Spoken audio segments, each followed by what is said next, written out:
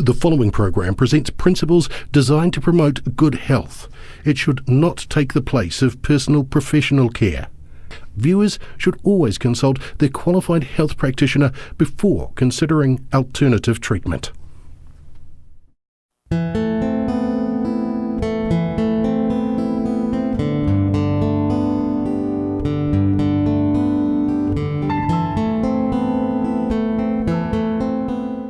Welcome everyone to our Natural Remedies seminar, and I'm going to be going through a few natural remedies tonight. You see, the human body was designed to heal itself, and it'll heal itself if you give it the right conditions. And there's a little book that I often use. It's called The Ministry of Healing, and there's a chapter in there called The Physician, the Healer, and it's not just for the physician. It's actually for all of us, because we should be our own doctors. And it says in there that nature's process of healing and upbuilding is gradual, and the impatient, it seems slow. And it says that when you give the body the right conditions, it will start to heal itself. And something else it says is that we need to have a knowledge of nature's remedial agencies and how to apply them. One of my favourite pages is 127 of this book, and it's in that chapter, The Physician, the Healer. And it says in there that in case of sickness, 3 things should happen. Number 1, the cause should be ascertained. Wrong conditions changed, or unhealthful conditions changed. Wrong habits corrected. And then the 4th one is, then nature is to be assisted in her efforts to expel impurities and re-establish right conditions back in the system. And that's what I'm going to do this evening. I'm going to show you some of those things that you can do to the body to bring about a healing condition in the body. My book at home is heavily graffitied because of all the things that I've underlined in it. And what I love about this book, it looks at healing not just physically, but also mentally and spiritually and emotionally. So it's an excellent book that I'd like to promote. So let's have a look at some of the things that you do to boost that healing in the body. The first thing I'm going to have a look at is the humble onion. Now, the home I'm staying at the moment, the onions are all very little, so we've actually got a whole heap of onions that we're going to use. And I'm going to show you some of the things that you can do with onion. And I'm very thankful to onion. It was the first poultice that I ever did. I was 26. My eldest daughter was 16 months old. Actually, when this happened, I was 25. And she got an earache. And because I've been trained as a nurse, and I was interested in back to nature, being a hippie, but I didn't know what to do when the child was sick. So I went to the doctor. The doctor put Emma on antibiotics because everyone said, don't play with the ears, she'll go deaf. Do you know, we should never make decisions on fear.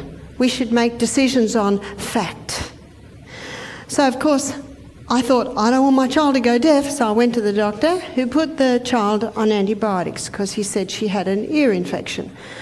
So within about 24 hours of being on the antibiotic, the earache settled down. The course lasted for 5 days. Within 24 hours of stopping the antibiotics, the earache came back. I didn't know what to do, went back to the doctor. 6 weeks later, 4 courses of antibiotics later, the earache comes back. Now, what's the definition of insanity? To do what you've always done and expect different results, but I didn't know what else to do. I was ignorant, as so many are. So I went back to the doctor.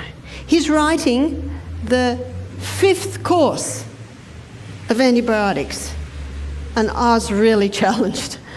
I said to him, 1 question, will my daughter be on antibiotics for the rest of her life? Am I coming to that conclusion? He was challenged by my question. So he said, I'll give you a referral to an ear, nose and throat specialist. I went to the ear, nose and throat specialist.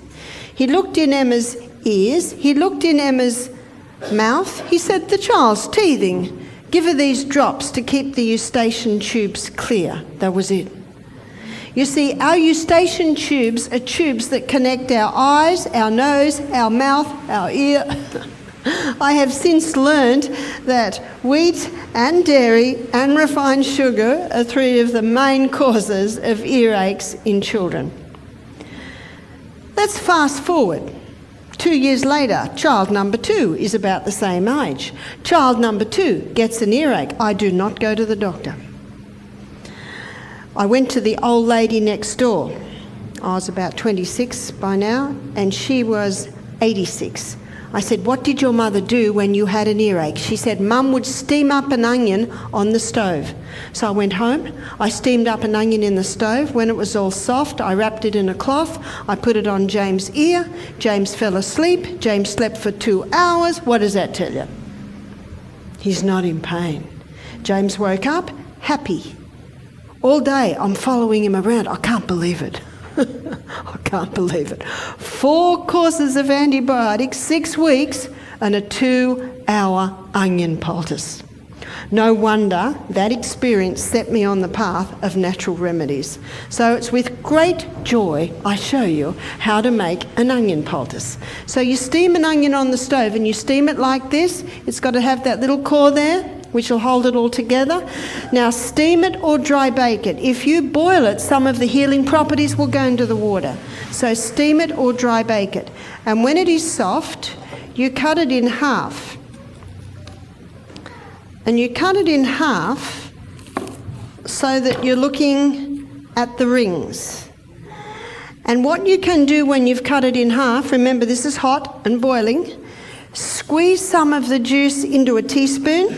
Now that will be boiling, but when it's squeezed into the teaspoon, the cold teaspoon of course will cool it, and you can put that into the ear.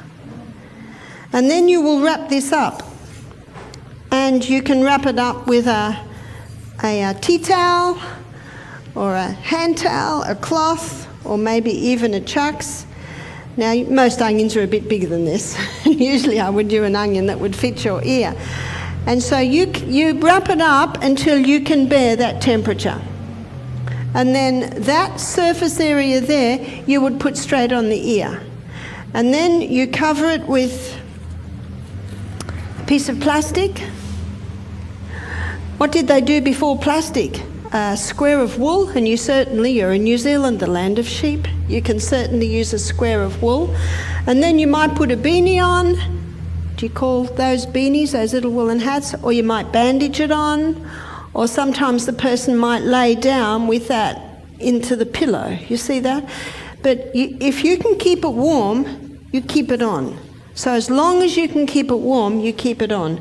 Now what will the onion do? The onion is a drawer, and it will draw the inflammation, reduce the inflammation.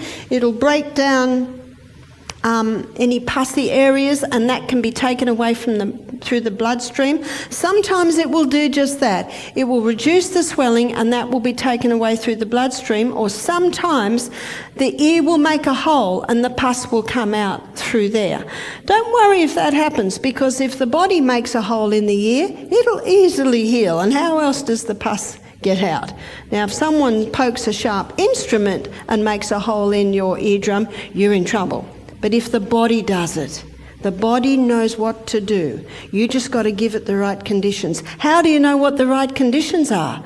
Well, I knew this was the right condition on James, because what was the result? He slept.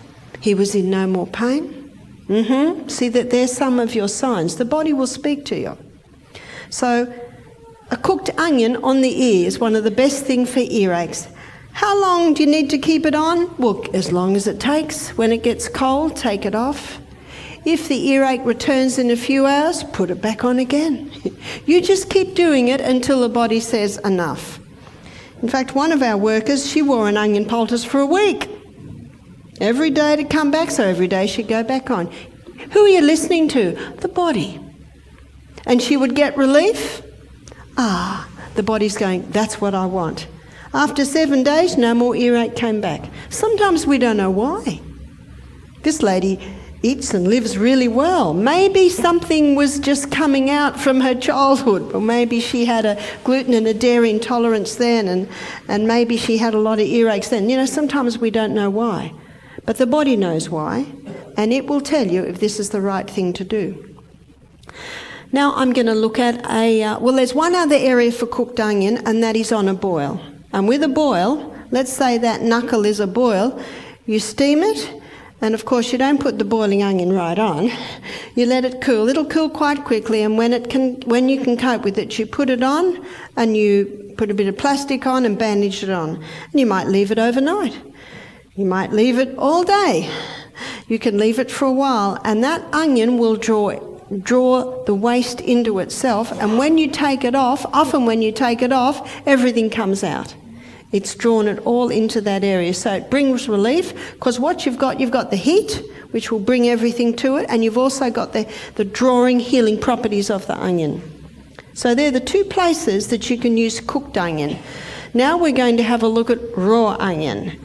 And often when you cut an onion, what happens? You start crying, is that right? And that's a good illustration of what the onion does. It's very good at clearing all the eustachian tubes. So it's a good time to cut up an onion is when you've got a cold. And what you can do with a baby, you can't do a lot with a baby, obviously, but you can, if they have a cold, you can cut up an onion or slice up an onion, and you can put it on a plate in their bedroom, and they will breathe in the onion fumes, and it will help to clear the airways. And it's a fairly old remedy that to cut up an onion on a plate will help to take the fumes out of a freshly painted room. Also, if you've got a bad smell in the fridge, obviously you must remove the cause of that bad smell, but if you put a chopped onion on a plate, it can absorb any of the bad fumes that may be lingering after the offending article has been removed from the fridge. So raw onion can be used like that. Now there's another remedy for raw onion, and you might be surprised at this one, and this remedy is for a cough. Let's say someone's got a bad cough, and I'll give you a story to illustrate. I was at my daughter's house in America, and she's got a little 3-year-old boy, and she put him to bed. He had a bit of a cold, and we were listening, and he coughed, and he coughed, and he coughed, and he coughed. And you know what it's like, you just think he'll go to sleep any minute. Half an hour later, he's still coughing. So I said to Emma, get him up and we'll put the onion poultice on his feet. Because up near the face, up near the eyes, it can irritate, so we'll put it on the feet, because the feet are a reflex for the rest of the body. Specifically, the feet are a reflux for the chest, the feet are a reflux for the head, and the feet are a reflux for the abdomen. So what we did was we chopped up the onion, like I'm doing right now, and we got 2 little plastic bags. Now, James is only 3, so little onions is good for a little one. And we put about a tablespoon of onion in one plastic bag, and we put a tablespoon of onion in another plastic bag. And then we put his feet in the plastic bag. So his foot, the bottom of his foot, is sitting on the onion. And then you pull the plastic bag up around his ankle and put a sock on. And then put him back to bed. So what's he got on? He's got his feet in the onion bag, and his feet, the bottom of his feet, where the biggest pores are in the whole body, are sitting on the onion. Now, not one more cough. And he'd been coughing for over half an hour. Not one more cough.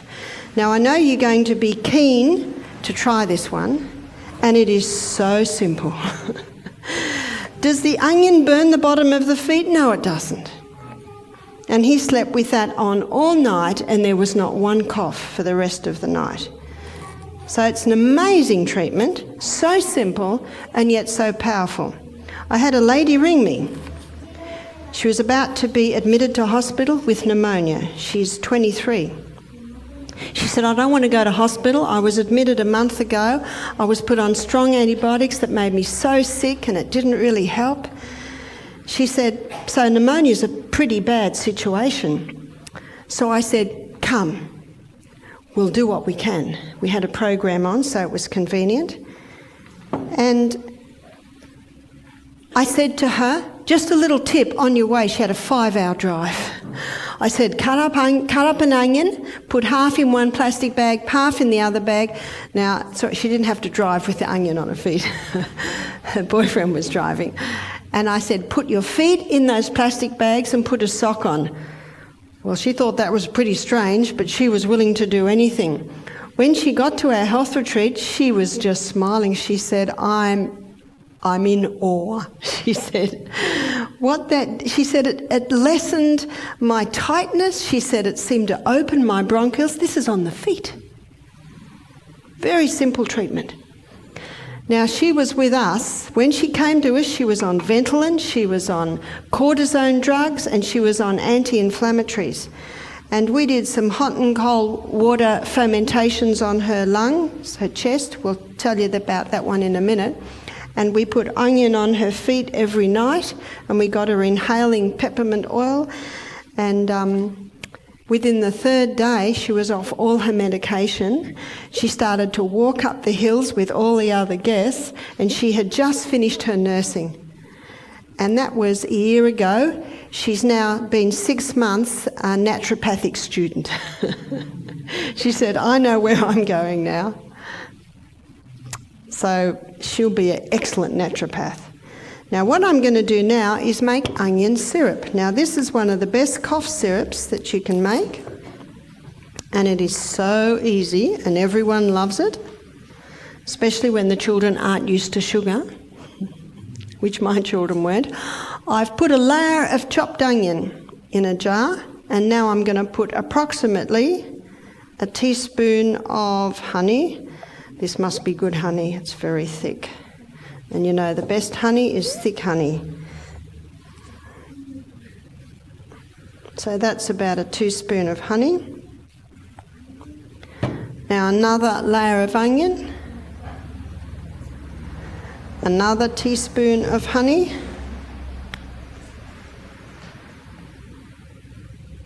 Needs 2 hands.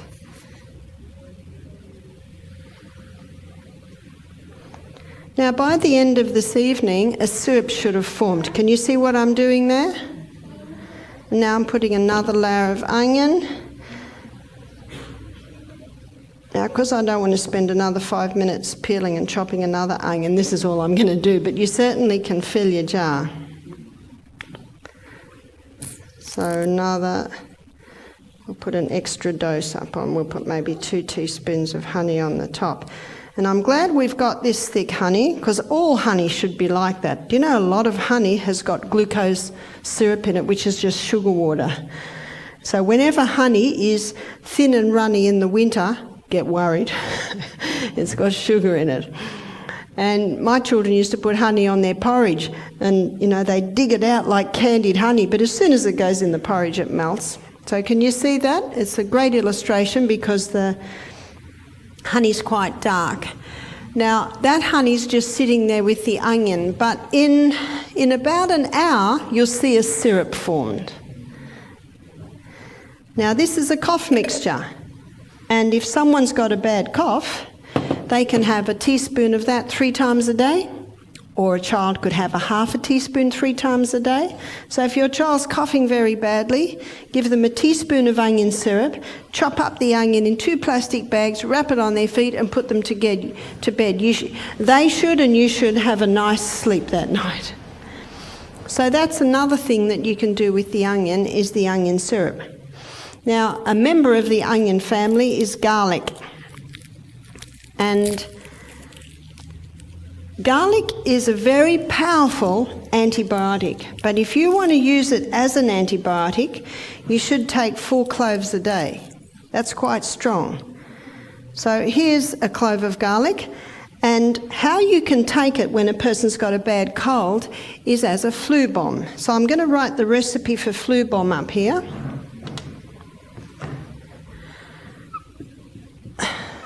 So flu bomb. And when you taste it, it'll seem like you've just drunk a bomb. Garlic. Now, someone loves garlic, they might have 2 cloves. but approximately 1 clove. And if I was doing it for a child, I'd use a very tiny little clove, and that's crushed. The next ingredient is ginger, and we'll be talking about ginger this evening. And this is about 1/4 teaspoon, and that's finely chopped. So they're the first 2 ingredients in the flu bomb. The third ingredient is the juice of a lemon. It's usually 1 lemon juice. And the next ingredient is honey, and usually 1 teaspoon. The next ingredient is eucalyptus oil. Or you can use tea tree oil, 1 drop, that's it. And the next ingredient is cayenne pepper. And we'll be talking about cayenne pepper later this evening. And I'll just leave that one free, because for some people it's a light shake. For other people who are very brave, it might be 1/2 teaspoon. So I'll just leave that one up to you. Now all of these things are put in 1/2 cup of hot water, and then you drink it. Now you don't have to chew up the ginger and the garlic, you just throw it down. And if a person's got anything from pneumonia to bronchitis to asthma to the flu to sinus problems, any respiratory problems, that will bring relief. And it usually brings relief for about 4 hours. So my suggestion is, if you have such a complaint, that you have 3 or 4 a day. And it's usually best with a meal, because if you put all that heating herbs onto a raw stomach, cast iron stomach wouldn't hurt, but a tender stomach might feel a little bit sore.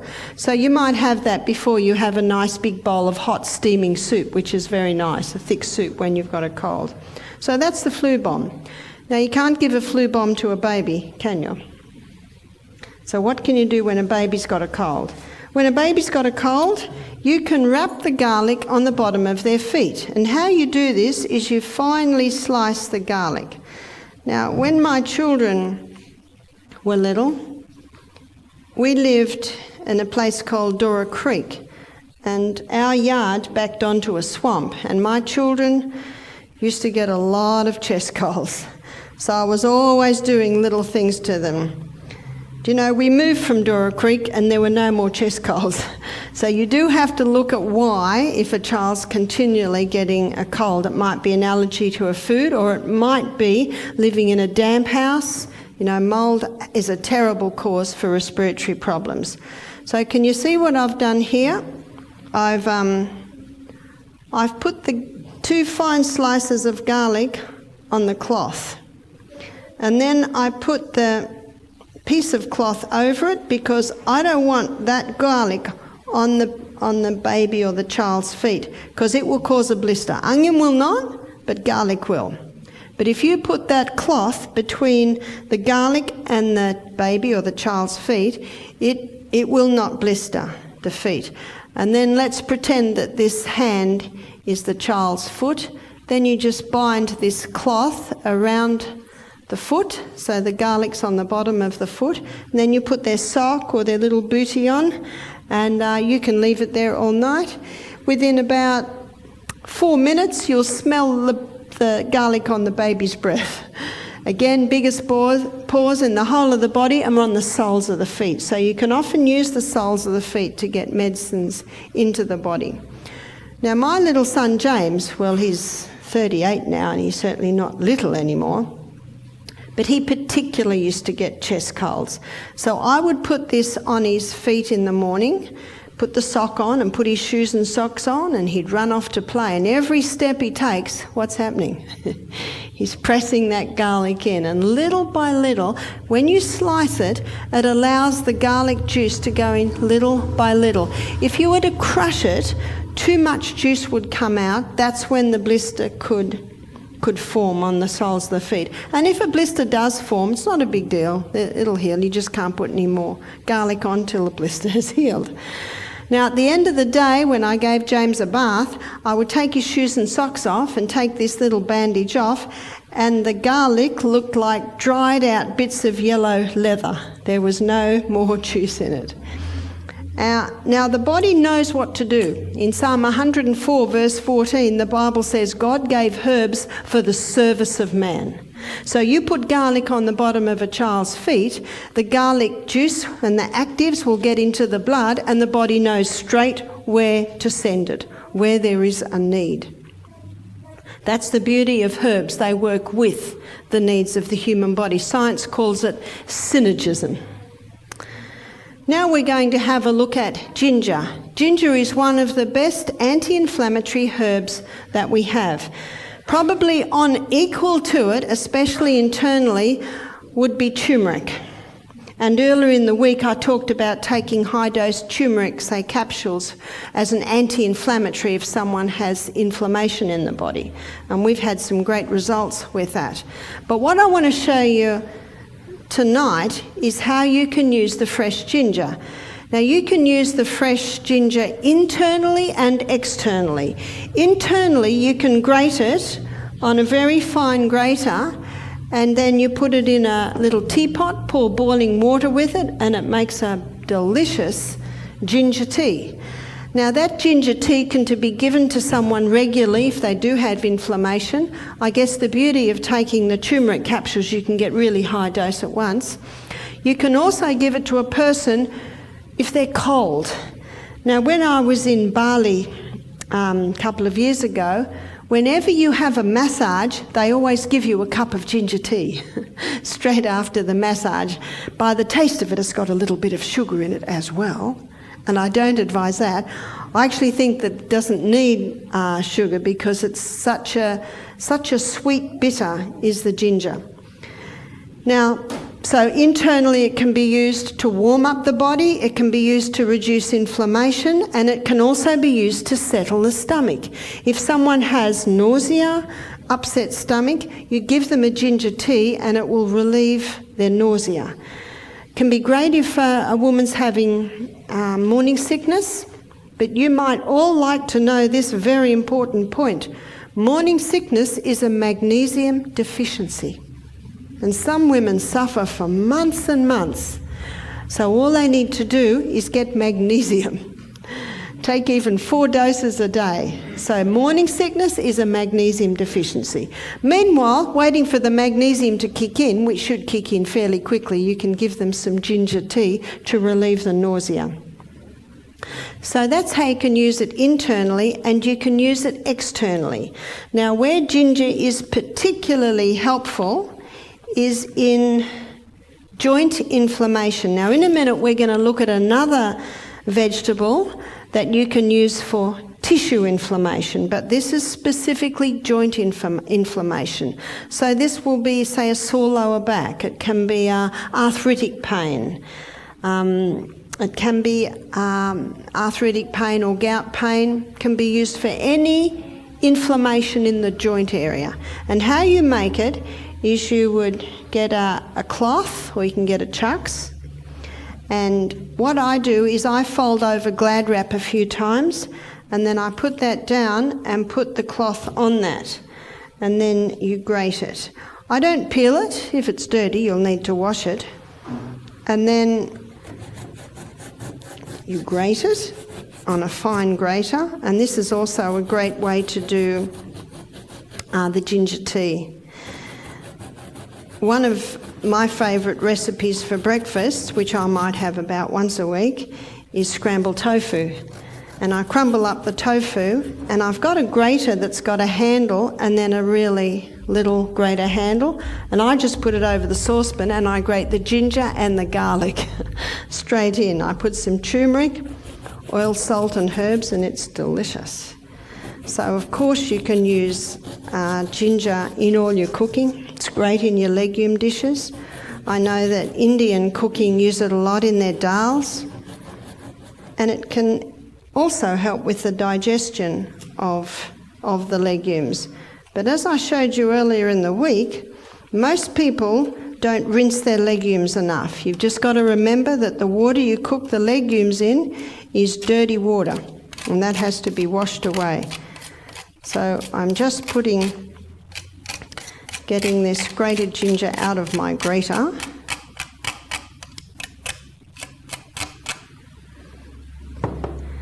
And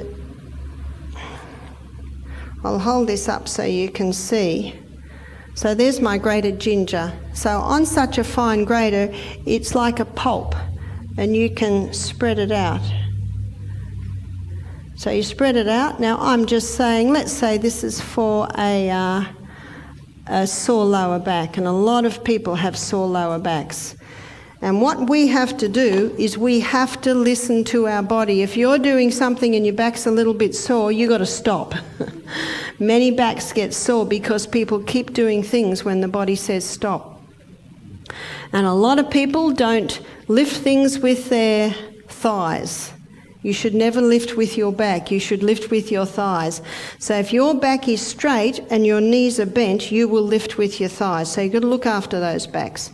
So what I'm going to do now, and I'll do it up here so you can see, I'm going to pull one side over and then pull the other side over. I just need a few more pairs of hands here. So what I have done is I've made a little parcel, you see that?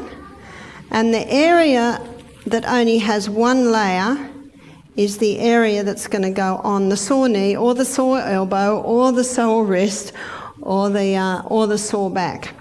And notice when I make my poultice, I've got about 1 centimetre all the way round of plastic. And that will just help so that the moist ginger juice isn't going to soil the sheets or the clothes or whatever. And then Amelia, could you come up, and I'll demonstrate on Amelia how I'll put it. Let's say Amelia has got a sore elbow. Okay? So let's say her joint here is sore. I'll put it on like this, and then I'll wrap it on with a bandage.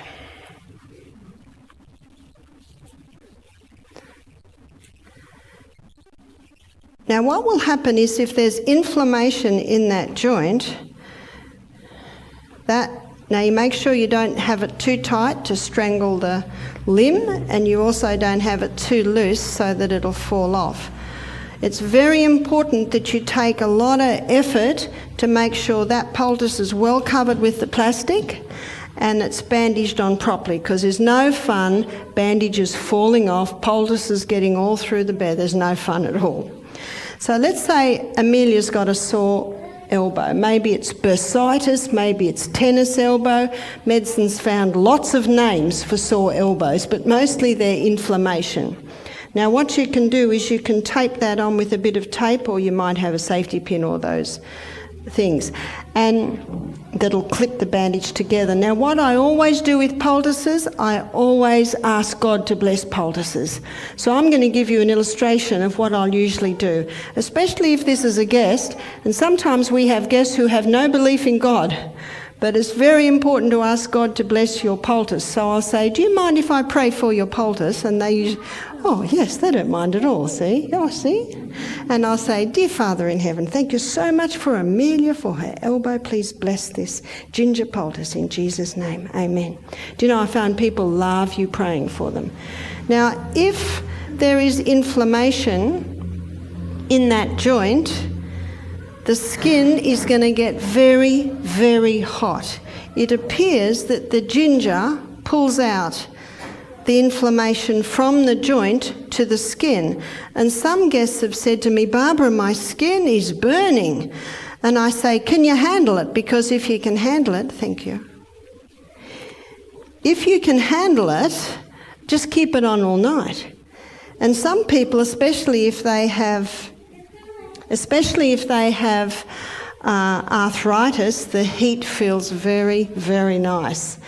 One lady said it was just burning me, and I say, well, if you can endure it, keep at it, because the heat will often go up and then ease, and then it might get hot again and then it will ease. And some people get very, very fearful, but it'll never burn the skin. It will never burn the skin. But the fact that the skin gets hot is an indication that there was a lot of inflammation in that joint. And it can feel very nice if someone has a sore lower back. And what you can do is you can actually put it on that area. It's hard, especially with us ladies, to bandage that because we've got waists and it fall up to the waist. But I find if you've got a sore lower back, you just lay on it, and often your pants can hold it in place, and just lay down on your back with your knees in the air, and the heat will come in. Now, if someone's got a sore lower back, often they'll put a hot water on their back, hot water bottle. Now, the hot water bottle brings a bit of relief, because when you're in pain, the muscles seem to go out in sympathy with your pain and they tighten. And the hot water bottle relaxes the tight muscles, and that's what feels good. But if you've got inflammation and you put a hot water bottle on it, it can increase the inflammation. But if you put a ginger poultice on a sore lower back, it'll pull the inflammation out of the joint to the skin. That heats up the whole area. The muscles relax. And of course, the joint inflammation, because it's being relieved, it is no longer sore. So it's excellent for such things. And I'll tell you a story about a man who did our program. He was a barrister from Melbourne. And in our first consultation, he's 38. He said, I'm here to stop drinking for a week, and I just want you to tell me to tell you, he said, I'm not going to stop drinking. I'm just stopping for a week. I just nodded. That's all I do, nod. I'm the scribe, and I just write it down. He was a very quiet man. And when we got to our poultice night, I talked about how the ginger poultice can relieve inflammation. And he said, I've got gout. He said, I've got one little toe that just sticks up like that. He said, I'm a barrister, I have my wig and my robes on. He said, and I have to wear slippers. It's so embarrassing. And he said, this little toe has been sore for 18 months. I nodded, as I do. I said, would you like us to try a little ginger poultice? Now, we made a tiny little ginger poultice, and we wrapped it around his little toe, and then I put a bit of plastic on, and I put a little bit of tape. This is called micropore or leucopore, and it's like a paper tape, and it's very gentle on the skin. And I said a little prayer, and he went to bed. Now, the next morning, he was coming down the hill. He's a very quiet man, and we could hear him yelling. Before he got to the health centre, he said, it's gone! It's gone. His toe was flat and there was no pain. 18 months he'd had that problem. Now, the next day, I gave the lecture on the acid-alkaline balance, which we had last night, didn't we? And in the lecture on the acid-alkaline, it shows that alcohol is very acid-forming, as is meat. He was a high meat eater too. So in our final consultation, he said, I'm going to stop drinking. And I'm going to greatly reduce the meat, he said. All because of a little tiny ginger poultice.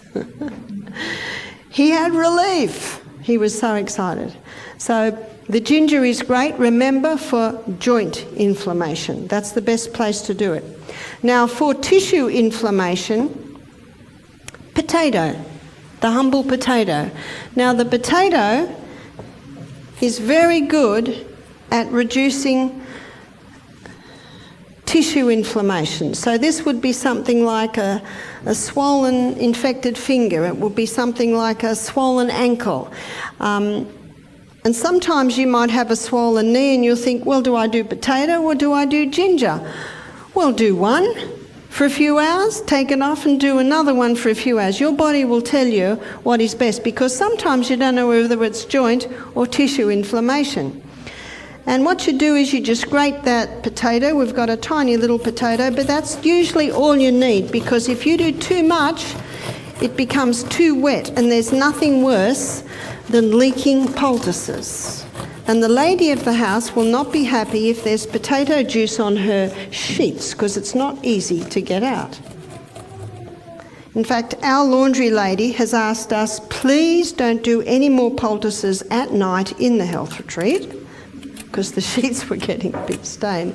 But you can certainly do them through the day, as long as you make sure you wrap them up really well. There shouldn't be a problem. So here is the potato poultice.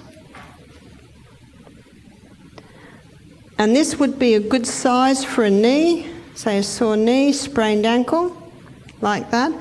And you put it, you make the poultice out of it. Now, with the potato, it's very alkalizing, and when you've got inflamed tissue, it's very acid. And potato is high in potassium and phosphorus, and both of those are absorbed by the skin to help with the healing. So you can see again, I've got an area around my poultice, so that when you put it on the skin, like I did with Amelia's poultice, the plastic well covers it. A few stories about the potato poultice. I was at a friend's house here, it must have been 18 months ago, and I was seeing a lady, and when she came in, her little boy came in too. And her little boy was about 7, and he had a sore finger. And I was immediately drawn to his sore finger. His finger was swollen almost twice the size. It was all red with a pussy top. I said, "What's happened to the finger?" And the lady said, "Well, the doctor says it's cellulitis." Do you know what cellulitis is? Just inflammation of the cell. That's all cellulitis is. Well, that's obvious, that's inflammation of the cell. I said, what have you been doing? She said he's on his 2nd course of antibiotics, he's on painkillers and sleeping tablets at night. 7. I said, did anything happen to that finger? See, the detective hat has to go on. Did anything happen? Oh, he had a blister, and then he played in the dirt, and the blister broke, and the dirt got on the skin. It's not rocket science, is it? And of course, as soon as the dirt got into the blood, then the body reacts by sending white blood cells, inflaming the area to try and protect the area. I said, aha. I said, do you mind if I try something? She said, please. I said, well, what I'd like to do is get 2 cups. One cup's got hot water, the other cup has got cold water. And in the cold water, there are blocks of ice. It's a hydrotherapy treatment. So I shall write this one up. So what we did 3 minutes in the hot water, and we did 30 seconds in the cold water. And the reason this works is that hot is a stimulant. Because we know if we get into a hot shower or a hot bath when we're cold, it stimulates, doesn't it? It's a stimulant. But probably within about 5 minutes of being in a hot bath, how do we feel now? We feel like falling asleep, don't we? So initially, hot stimulates, and then it slows right down. So I put his finger in the hot water, but I'm only going to put it in for 3 minutes, because by 3 minutes, everything's going to slow down. And then I put it into the cold. What happens when you have a cold shower? Has everyone been trying their cold shower? It's a stimulant, isn't it? But if we were to go and dive in a cold creek in the middle of winter, very quickly we start to slow down. In fact, in about 30 seconds, everything starts to slow down. So can you see what we're doing here? We're using the stimulating time of hot, and by the time before it can slow down, we whiz over to the cold and wake it up again. And before that has time to cool down, we go back to the hot, wake it up again. Can you see what we're doing here? And you do that 3 times. More than 3 times can exhaust the body, because this is dramatically moving the blood. You see, the blood is the life of the flesh, and that finger needs more blood.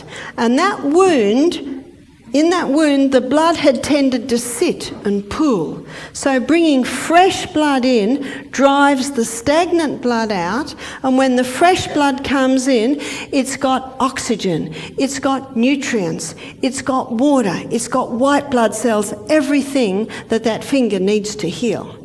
Now with the little boy, I had the hot water and I said, put your good finger in and tell me if you're comfortable with that temperature. Can you see? This morning we talked about the will. You've got to work with the will. And if that little boy said, I don't want to do this, I would say, okay. Can you see that? A man convinced against his will be of the same opinion still. But I find children are easily won. I say, do you know that this will really help? Would you like to give it a try? See, you show great respect to children and they show great respect to you. And it's only when I get that nod that then I will do it. Anyway, he agreed. He was sick of this finger. Sick of the pain he was going through. And so he put his good finger on. I said, is that good? He said, yes. I said, put this one in. If it hurts, pull it out. And he pulled it out straight away. I said, just keep putting it in. Just keep putting it in until you can bear it. And then eventually he could bear it. And then we timed 3 minutes. And then back to the cold. And the cold feels quite good because you've been so hot. Now, while his finger's in the cold, I put a bit of boiling water in the hot. And then I say, put your good finger in. Are you happy with that temperature? Can you see? You've got to work with the will. He nodded. After 30 seconds, back in the hot. And he could bear it a little bit hotter this time because his finger's been in the cold. Can you see that? He did it 3 times. And when I'd finished the 3 times, how long did that take? 10 minutes? He had a big smile on his face. I would say by looking at his body language, his pain level had reduced by about easily 50% in 10 minutes. Now that's quicker than any painkiller. Maybe IV morphine might be quicker.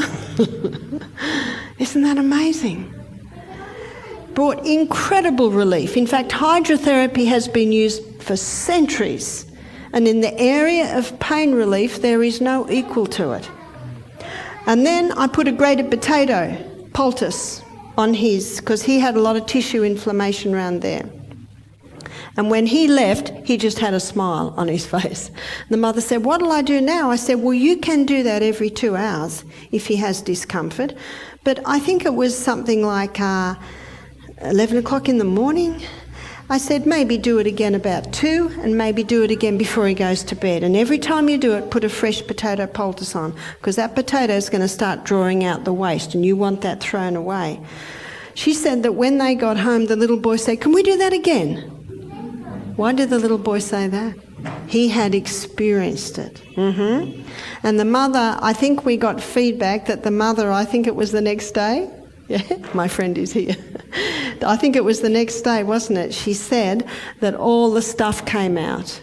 So I did another potato poultice at about 2, another potato poultice before bed, and when she took the one off in the morning, all the stuff came out. So naturally, that potato had opened the wound. Never put a knife or a scalpel. No, let the body do it. You see, I used to work as a psychiatric nurse and I worked in the operating theatre. Brutal! Surgery's brutal. This is not brutal. This is very gentle, but it's a very powerful way to operate. Now, if I broke an arm and my bones weren't matched, I'll be very thankful for a surgeon to reset my bone. You know, there may be a time. But, you know, there are 4 doctors that get me to go to their town and give these meetings because they know that if everyone had this knowledge, wouldn't that cut down casualty visits in a powerful way? They're just simple things. Do you know, if you're not getting a response, go to the doctor. But you know, I never have had to because the body always responds. No need for that little boy to take antibiotics. No need for that little boy to take painkillers or sleeping tablets anymore. Just hot and coals and a grated potato poultice. Isn't that amazing? So simple. The mother said, what will I do with his second course of antibiotics? I said, well, I don't have any authority over your son's medication, but I can tell you what I would do. Now, I don't usually have to say anything else because that is quite obvious. But in 15 minutes, we got more results than he'd had for the time. I'm not against antibiotics. They have saved lives and they will continue. But you know, most people should go through their life never having them. Remember, this is just life-saving that they should be used for.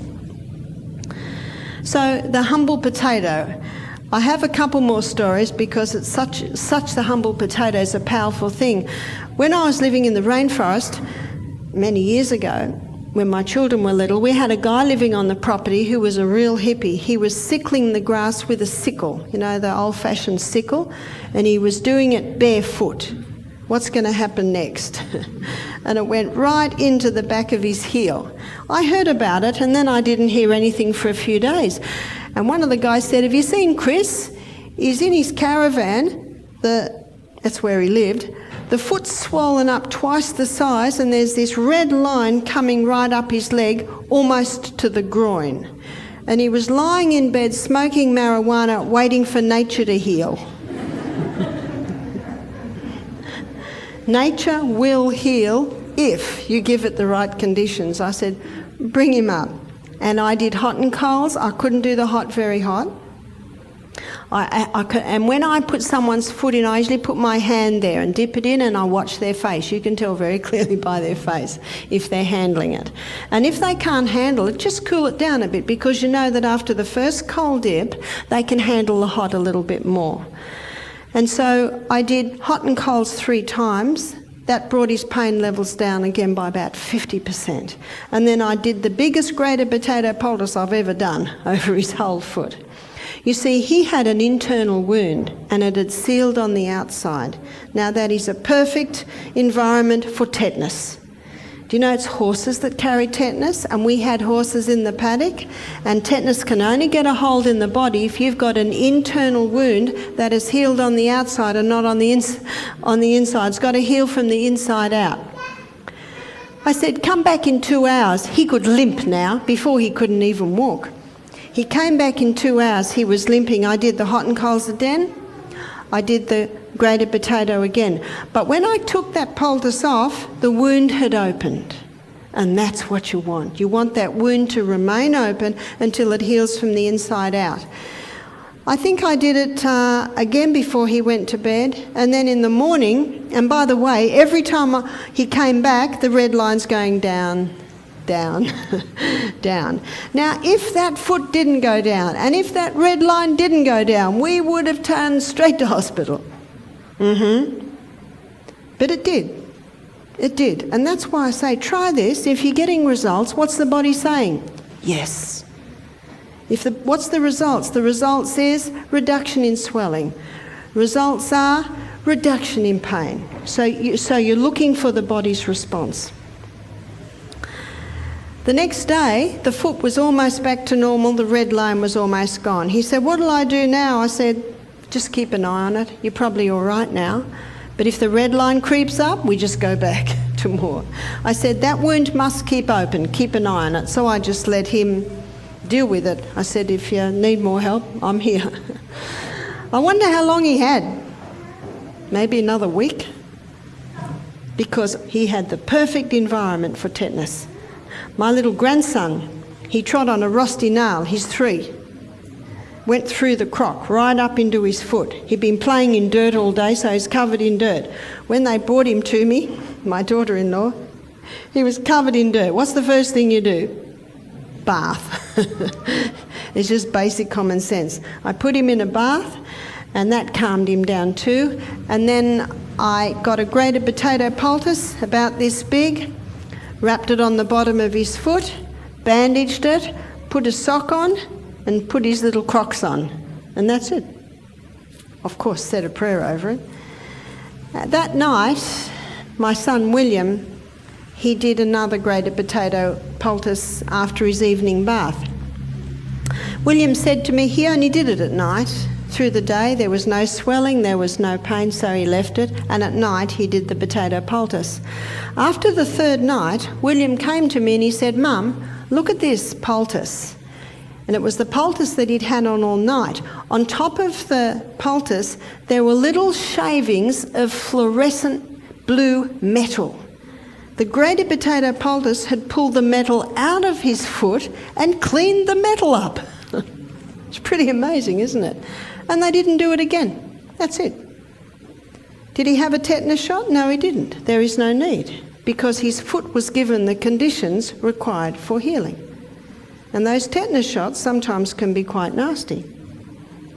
Death by tetanus is not a pretty picture, but most of the times it can be prevented by just immediately working on the wound that is there.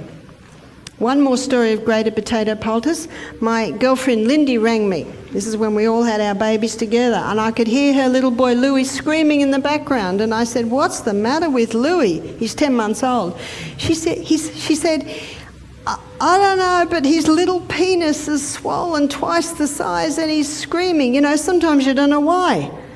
And if you take him to the hospital, what are they going to do?" I said, "Make a grated potato poultice quickly." See, how long did that take me? Not long at all. That's why it's good. Over the next week, make yourself a poultice box.